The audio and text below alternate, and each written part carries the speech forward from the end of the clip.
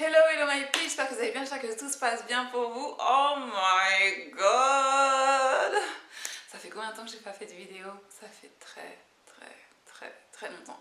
J'ai fait mon premier live sur IG, mon premier live sur Facebook le mois dernier, je crois. Mais ça fait très longtemps que j'ai pas fait de vidéo, j'ai la pêche, tout va bien. J'espère que ça va bien pour vous. Si c'est la première fois que vous me découvrez, abonnez-vous tout de suite et découvrez les différentes playlists que j'ai organisées pour vous. Et si vous n'avez pas encore mis un like sur cette vidéo, it's now is the perfect time. Ok, donc en fait j'ai un de mes abonnés qui m'a posé une question, qui m'a dit: pourrais-tu faire une vidéo sur la compatibilité et la rivalité en astrologie? Au début j'ai vu la question, j'ai fait ouais, enfin ça m'a pas tilté en fait, c'est-à-dire qu'au début j'ai fait ouais, on verra bien. Et en fait comme j'avais zéro sujet de vidéo, en fait, si, j'ai plein de vidéos que j'ai envie de faire, mais en fait, j'ai plutôt envie de les faire sur mon site internet, donc ce sera pas maintenant, ce sera en 2020 et je pense plutôt mi-2020 ou ce genre de choses-là que début 2020, ok? Vous comprendrez pourquoi. Et c'est comme pour les articles blog, dès que j'ai une date précise où vous pourrez découvrir mon business plan, les informations et comprendre tout un tas de choses qui se déroulent actuellement, bah du coup je vous dirai directement sur Instagram, car Instagram c'est le réseau social où je poste régulièrement. Sinon Facebook, j'y suis très rarement, mais il y a les stories Insta Facebook qui se synchronisent, donc du coup ça me facilite un peu la vie, mais c'est vrai que je suis rarement sur Facebook. Ok, donc en fait aujourd'hui on va parler de la compatibilité en astrologie. Alors je sais pas si c'est par rapport à ma situation amoureuse en ce moment, c'est-à-dire que moi je suis célibataire, pas de communication, pas de personne en vue, ce genre de choses là. Mais du coup en fait quand j'ai préparé cette vidéo là, je me suis vraiment focalisée en fait sur la compatibilité de façon générale. Donc déjà en fait j'ai organisé une série de 5 vidéos où on parle de compatibilité. J'ai même pas commencé la rivalité, mais de toute façon ce genre de choses là c'est complémentaire. Vous serez obligé de connaître la série de compatibilité pour comprendre celle sur la rivalité et vice versa, ok? Et en fait, j'ai organisé mes vidéos, j'ai organisé ma série et du coup, je vais rester assez généraliste. Comme ça, en fait, je vais vous inviter à vraiment me contacter pour que je puisse voir la synastrie de votre couple. Parce qu'en fait, la synastrie, c'est quelque chose de très particulier et c'est beaucoup plus complexe que de dire oh, toi et moi, on a les mêmes lunes dans les signes de machin, on est fait l'un pour l'autre. Non, pas forcément en fait. Pourquoi? Parce qu'en fait, le positionnement des maisons, les degrés, et les degrés ça veut dire les nakshatras, dans lequel une planète est placée, peuvent tout changer. C'est-à-dire que vous pouvez avoir deux personnes qui ont des lunes en Sagittaire, je dis ça parce que j'ai lunes en Sagittaire, deux personnes qui ont des lunes en Sagittaire qui sont tout à fait opposées. C'est-à-dire que ce sont deux personnes qui ne vont pas se piffrer des fois parce qu'elles sont trop semblables, c'est-à-dire qu'elles sont trop pareilles, ça clash. Et des fois, c'est justement parce qu'elles ont des valeurs qui sont complètement différentes et que ça clash. Et ces valeurs-là ne dépendent pas uniquement de la Lune, mais elles dépendent aussi de toutes les autres planètes qui font partie de votre carte astrale.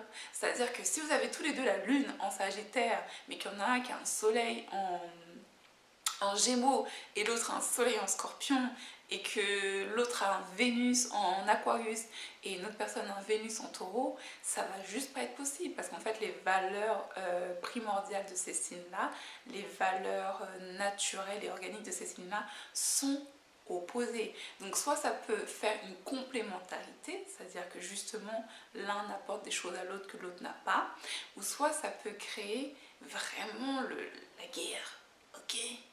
D'accord. Et après, en fait, dans l'astrologie, vous avez des signes. Donc, c'est-à-dire que vous avez des signes de feu, des signes d'air, des signes d'eau et des signes de terre. Et ensuite, vous avez les signes cardinaux, les signes oh, j'ai que les noms en anglais dans ma tête. Les signes cardinaux, les signes mutables, qui se mutent, mutable. Et vous avez les signes cardinaux, mutable, et je crois que c'est tout. ou j'ai peut-être oublié quelque chose. Mais en fait, vous avez plein d'autres informations qui rentrent en jeu. Vous voyez ce que je veux dire? C'est-à-dire que dans des couples, des fois, il y a des personnes qui sont vraiment des leaders. Et il y a des personnes qui sont vraiment des exécuteurs. Vous avez plein de dynamiques. Et quand j'ai des couples, je ne pensais même pas à l'amour, je pensais vraiment des couples, des dynamiques en fait. C'est-à-dire que ce soit professionnel, intime, familial et ce genre de choses-là, ok? Et c'est pour ça que, ça j'en parlerai dans un article blog qui va... Eh mais moi j'ai des articles blog là pour 2020, je vous raconte même pas. Ah là je vous dis même pas parce que je suis trop excitée, mais voilà. Ok. Donc en fait, il faut savoir prendre en compte toutes ces choses-là, savoir prendre la qualité du signe, est-ce que c'est un cardinal, un signe mutable ou un signe double, parce qu'il y a des signes qui sont doubles, c'est-à-dire par exemple Poisson c'est un signe double, Gémeaux est un signe double, et ce genre de choses-là. Vous allez aussi avoir des signes, donc les énergies de ces signes-là, eau, air, terre et feu.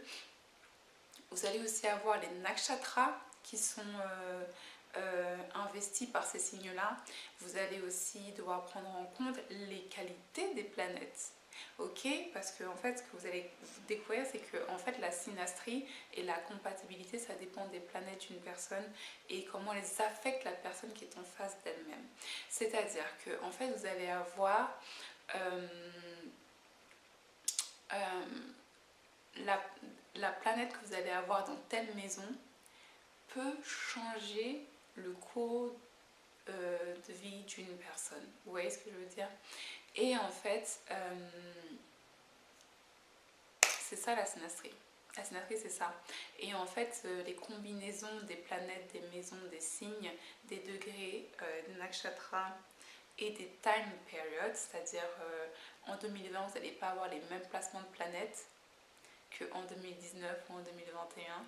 Donc ça peut changer aussi beaucoup de choses sur qui vous allez fréquenter, qui vous allez rencontrer, quelles sont les situations que vous allez devoir affronter et ce genre de choses-là. Vous voyez ce que je veux dire? Il y a ça à prendre en compte. Ensuite, il faut aussi... ce qui est intéressant avec la synastrie, c'est pouvoir déterminer en fait les objectifs communs des deux personnes. C'est ça qui est important. Le reste, c'est que du blabla. D'accord? Et ensuite, il y a les qualités des couples, les qualités et défauts des couples.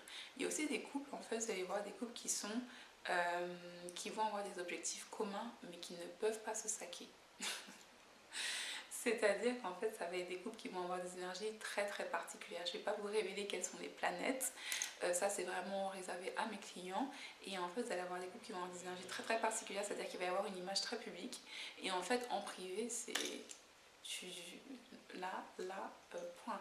Et en fait, ils vont avoir vraiment un objectif commun qui va être financier ou qui va être public ou ce genre de choses-là. Et en fait, les objectifs privés ne sont pas rencontrés par leur partenaire. Donc, ils vont ailleurs ou ce genre de choses-là. Vous voyez ce que je veux dire? Ça, c'est des placements et ça, c'est des planètes en particulier, c'est des énergies en particulier qui peuvent déterminer ça. Donc voilà. Et en fait, la synastrie, c'est vraiment en fonction, ça fonctionne pour tout type de relation, ok? Ça fonctionne pour la fraternité, ça fonctionne pour l'amitié, ça fonctionne pour l'amour, ça fonctionne pour le domaine professionnel et ce genre de choses-là. Aussi, ce qu'il faut savoir, en fait, c'est qu'il suffit que dans un seul groupe, et ça on le sait dans la vie de tous les jours dans la société, il suffit que dans un seul groupe, il y ait une personne qui ait des énergies qui soient agressives envers une autre personne pour changer la dynamique de tout un groupe. Vous voyez ce que je veux dire? Donc c'est extrêmement important d'utiliser la synastrie. Je vous invite vraiment à m'envoyer un email à utopieparis@gmail.com ou par Instagram. Si vous n'arrivez pas à m'envoyer une mail, laissez un commentaire, faites-le savoir parce que si moi je ne reçois pas, je ne peux pas savoir et je ne peux pas vous répondre, ok? Mais voilà, je vous fais des énormes bisous, mettez un like à la vidéo, abonnez-vous si c'est votre première fois. On se retrouve très bientôt pour la prochaine vidéo. À bientôt. Namaste. Bye.